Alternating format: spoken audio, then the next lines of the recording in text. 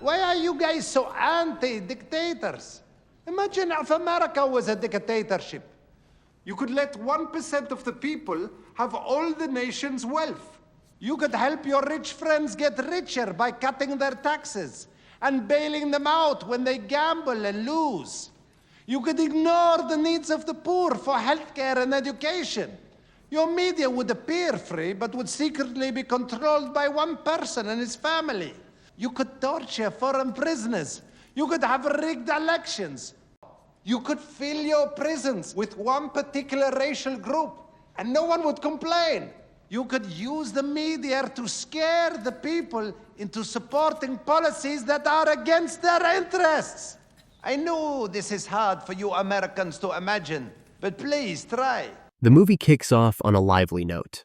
We're told about the growing tensions between the international community and the North African Republic of Wadiya, a fictional country. The conflict escalated after the great and incomparable Admiral General Aladeen once again banned UN inspectors from entering his nation. Aladeen himself is the walking definition of the word dictator, the eccentric and fabulously wealthy son of the ruthless tyrant Omar Aladeen. He inherited the throne at the mature age of 7, but as he grew older, he fully demonstrated his talent for fun by hosting his own Olympic Games and winning 14 gold medals.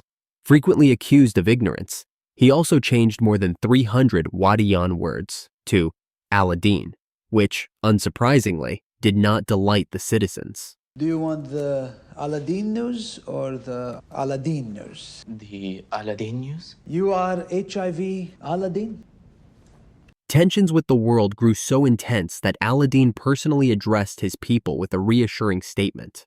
We are 2 months away from enriching weapons-grade uranium to be used for peaceful purposes. It will be used only for medical research and clean energy. It will.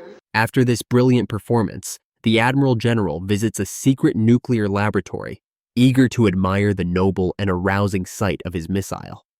But instead of a majestic warhead, he's presented with a pathetic little firecracker. Outraged, he demands answers.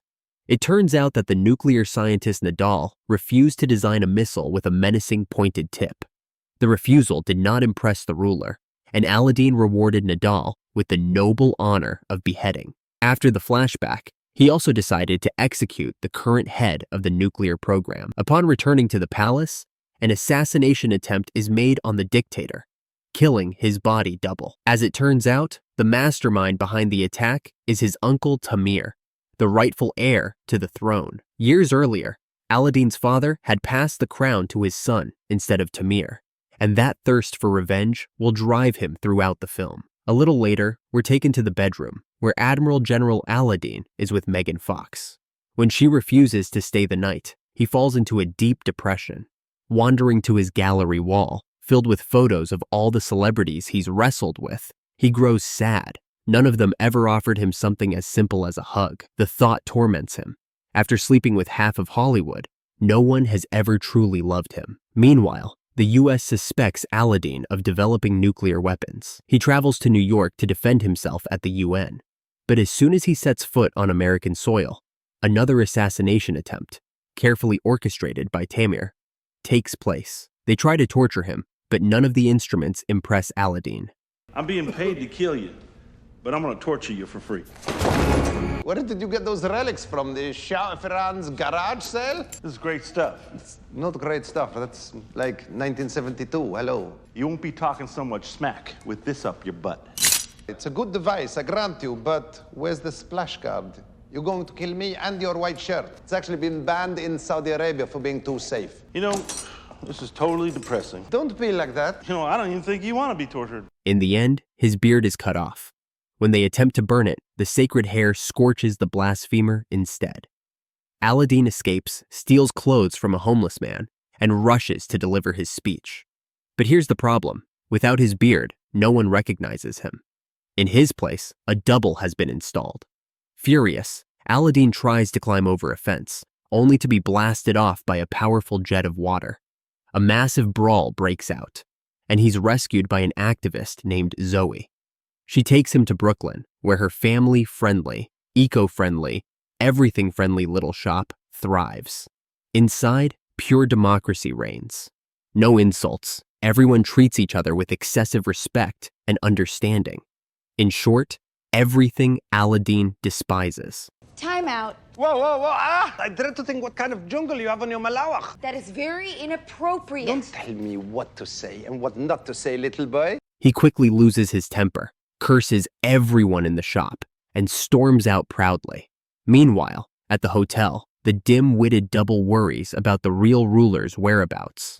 Tamir calms him down by sending a horde of women into his room. Not knowing what to do with them, the poor fool ends up hitting them and even milking one into a bucket. While the pathetic copy enjoys himself with elite women, the irreplaceable original wanders the city in sorrow.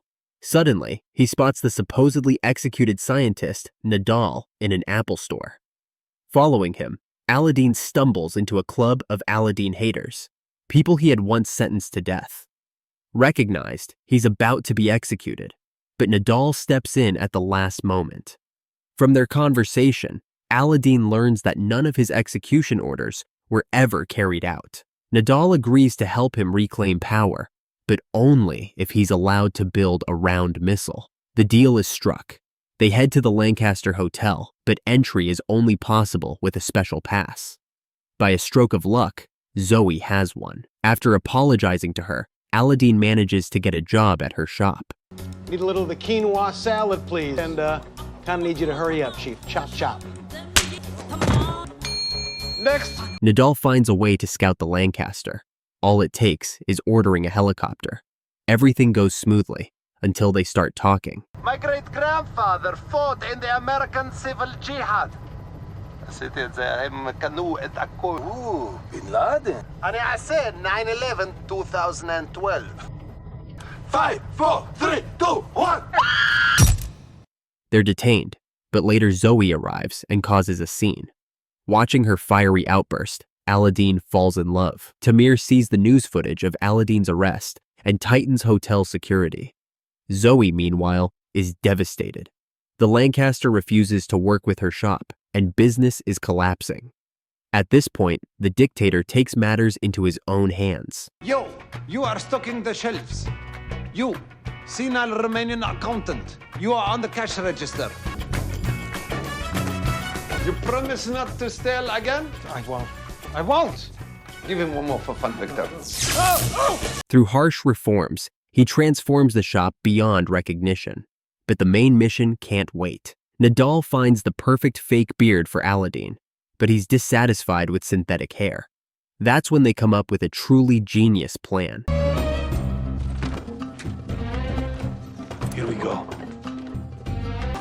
Nadal, the Sub-Saharans have discovered us. What? What are you doing in there? Jerking off. Open his door! In the shop, a woman suddenly goes into labor right on the floor. Aladeen and Zoe step in to deliver the baby, but at the most critical moment, something unexpected happens. Excuse me. Later, they grow closer, though in a rather disgusting way. During this time, Aladeen decides to confess his true identity, which deeply wounds Zoe, and they part ways. The next day, the real Aladeen sneaks into the hotel, replaces his double, and delivers a speech praising dictatorship. But in the middle of it, Zoe appears, and he suddenly shifts to praising democracy, earning thunderous applause. He reunites with Zoe, and when Tamir tries to shoot him, the double steps in heroically and survives. By the end of the film, the main character hasn't really changed. He's still the same dictator with the same nuclear program, only now he's married. It's a rather strange piece. It manages to say nothing and yet brilliantly mock existing political regimes, hooking the audience with razor-sharp jokes. In the end, it turns out to be a genuinely solid comedy. Thank you for watching. If you enjoyed the video, don't forget to like and subscribe.